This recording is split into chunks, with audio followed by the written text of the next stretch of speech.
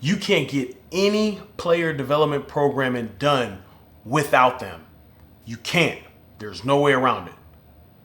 This week's tip of the week is to get to know your compliance staff. Compliance, shout out to compliance, all the compliance staffs I work with. They're good people. I understand they have all the rules, and some people look at them, oh, that's the police. They the feds, they got all the rules. But honestly, if you get to know them, it helps you, and I will tell you why here in this video. Number one, it's just getting to know them. You get to know them, those conversations about rules, rulings, bylaws, 1.136, whatever, right? Those conversations are a little easier when you get to know them, right? You can go and ask them questions.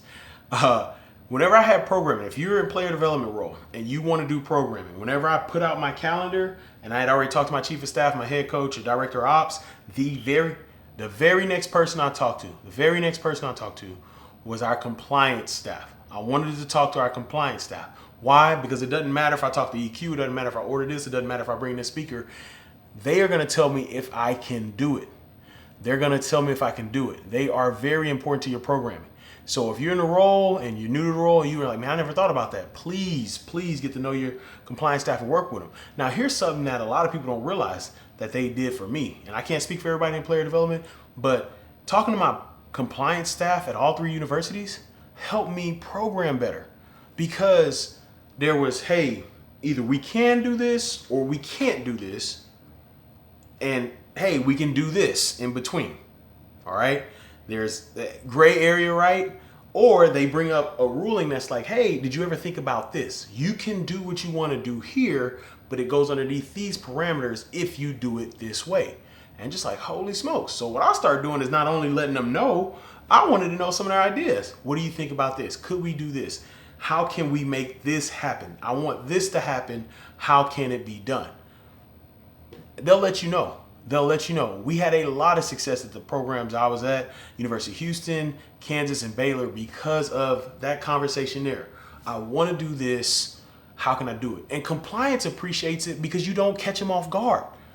They don't have to put out a fire because I said I was going to do this. I brought this speaker in, or I paid money for this, or whatever it may be, or we as a program paid money for this.